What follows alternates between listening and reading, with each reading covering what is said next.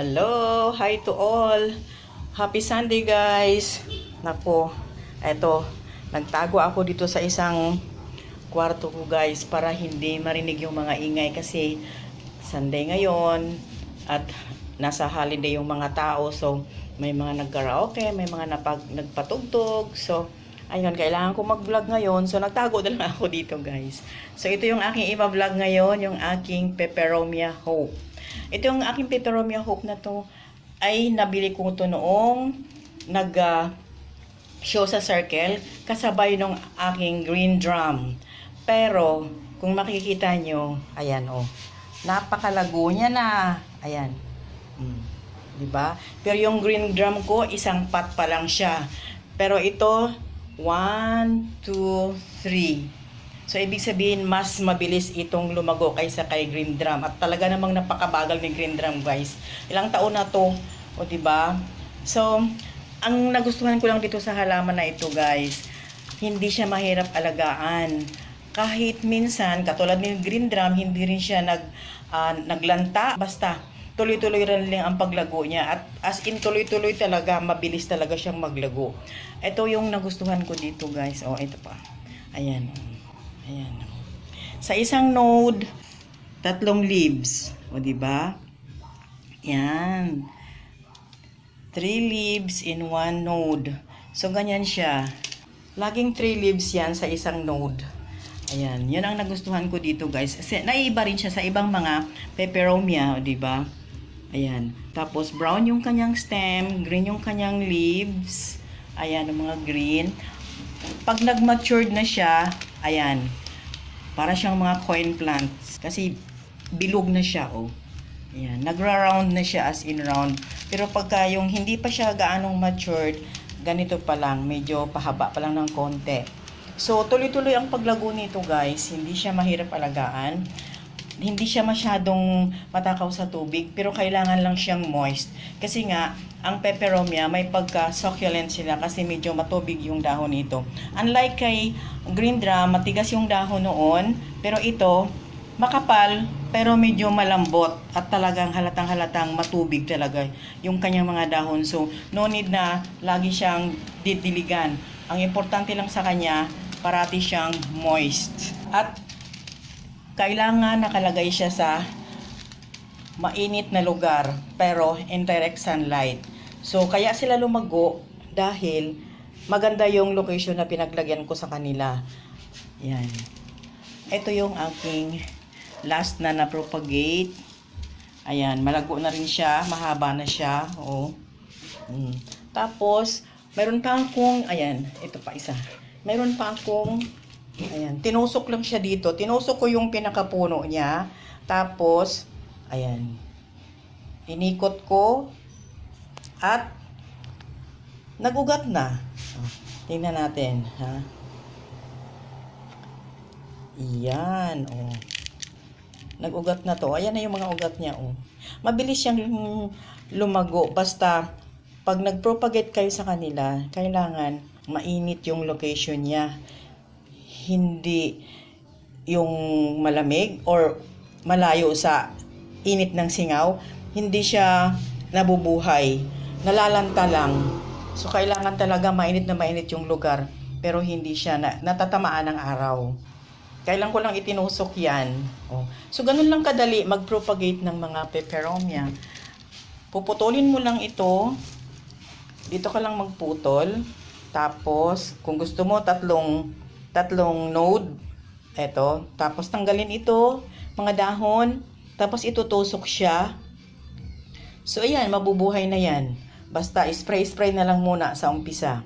O kaya, pwede nating ililay lang sa soil. Ihiga lang natin itong ano niya, yung sa may node niya, medyo itapat, ililay lang ng ganyan, ganyan. Ilapat siya doon. Tapos ako, nilalagyan ko ng stick yan para lapat na lapat talaga sa soil. Ayan. So, ayan, uugat na yan. So, napakadali niya. Pwede rin siyang leaf propagation, pero mas matagal yun. Ito, mas madali. So, bakit pa tayo magpakahirap sa leaf propagation? Pwede naman tayong mag-stem propagation. So, ayan, oh. Ayan, ang dami nito. So, ayan, palago lang siya ng palago at pinarami ko siya ng pinarami kasi ang ganda naman nilang tingnan pag nakahang sila. Kasi mga hanging plants sila, di ba? So, tabi-tabi sila doon. Ayan, o di ba? Ang ganda. Yan. At kung gusto naman natin silang iti-trail, trailing plant din ito, so pwede din. Kaso lang ito, ang hinayaan ko lang siyang mag-hanging plants kasi ang gandang tingnan ng mga dahon niya, oh. In one node, 3 leaves. Ayan. Oh, diba? Ayan. Pero, hindi siya katulad ni green drum na masyadong matigas yung stem. Ito medyo may pagka-soft ng konti. Ayan. Ayan. Tapos pag medyo nasinagan siya ng araw, nag-stress siya, nagaganito ang kulay niya. Para siyang nagiging lime color. Ayan oh. Ito yung medyo natapat doon sa malakas ng singaw ng init. Oy, may napapansin pala ako guys. Pagka hindi pa siya matured, 3 leaves in one node lang. Pero pag nag-matured na sila, ito oh, kita nyo ba? 4 leaves. 1, 2, 3, 4. Oh, see? Nagiging 4 leaves na sila pag nagmamatured. So, ito pala, hindi pa sila ganong matured. 3 leaves lang. Ngayon ko lang nakita. Oh, di ba? O, ayan, 4 leaves. So, ganun pala. Ngayon ko lang siya napansin. O, ito, matured na rin ito.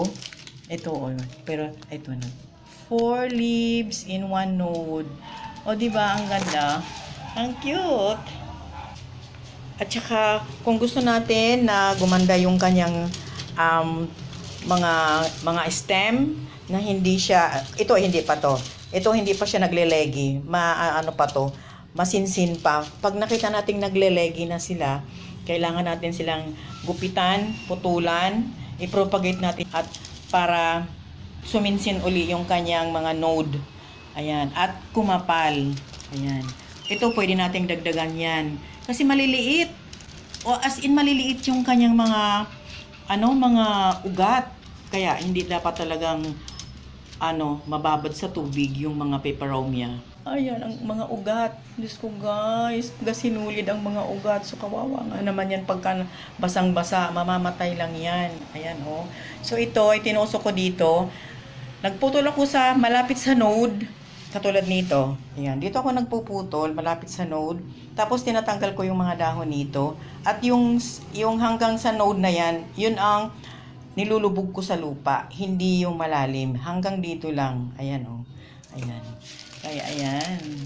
Diba? Napaka-healthy naman itong bago kong propagation. Wala lang.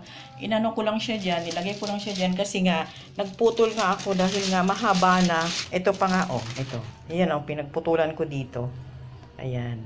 So, ayan. So, minsan uli yung mga node niya na may mga leaves. Ayan. So, ganun lagi ang gagawin, guys. Katulad nito. Ready for propagation na to. Ang dami nito. O, diba? At sa mga peste naman na dumapo dito, konti lang yung mealybugs noon dito. Ayan o. Dito malapit dito sa puno. Pero nung tinanggalan ko siya ginamitan ko ng alcohol, bulak na may alcohol. So far naman hindi na siya bumalik. Ayan. At siguro hindi sila basta-basta na madadapuan ng mga mealybugs or ibang mga pests kung talagang maganda yung kanilang yung singaw ng init na nakukuha nila, yun. Ayaw siguro ng mga peste, kaya wala, ito wala, ito talaga. Dito lang kay mother. At saka ito, wala din. Hindi rin siya nagkaroon ng mga aphids or mealybugs, wala. Kasi siguro, ayaw nila ng init.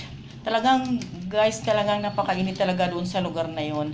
Kasi, kunting inches na lang, mag-direct sunlight na ang tatama dito. Napaka-init talaga ng singaw na nakukuha niya. At kailangan talaga ang pot na gagamitin natin yung malalaki yung butas para dire-diretso yung tubig pababa. Hindi siya mag-stagnant doon sa loob. Kasi pag nag-stagnant siya, isa din yun sa tendency na magkaroon ng root rot. At mamamatay siya, magkakaroon siya ng fungus. So ito, ayan guys, diba? Isa lang yung butas niya. Mayroong iba dyan, maliliit na napabarahan na. Ito din, Ayan, maliliit din ang butas nito. Ayan. Ito naman so far, malaki ang butas nito. Pagka ganon ang pot natin, yun, kailangan konting tubig lang ang ilalagay natin, ang ididilig natin. Hindi pwedeng madaming-madami kasi hindi nga na yun makakalabas. So, konti lang talaga. Ito naman, kung madami ang maitubig mo, ay naku, ang bilis lumabas niyan. Kung kita nyo yung mga drainage hole na yan, oh, di ba? So, pagka hindi gaano malalaki yung butas, konting tubig lang. So, ganun lang ka-easy mag-alaga ng Peperomia Hope, guys. Walang kahirap-hirap. Even yung mga newly, mga plantitos, kayang-kaya ito. Tusok mo lang, tapos neglect mo lang ng konti, wisik-wisik lang, or spray-spray lang habang bago pa. Pag nakita nyo na medyo, mayroon na siyang mga sprout, or mayroon na siyang mga usbong-usbong, o tsaka natin medyo dami-damihan ng tubig ng konti. So, ganun lang ang pag-aalaga ng ating mga halaman, guys. At tsaka hindi ito sa mga alaga natin, ha. Yan, hindi siya toxic. Karamihan sa Peperomia hindi toxic. Ganyan lang ang gagawin natin, guys, para lumago ang ating mga Peperomia Hope. So, yun lang may share ko sa inyo ngayon, guys. Maraming salamat sa panonood, sa pakikinig at sa oras. At please subscribe, like, and comment. And see you next time, guys.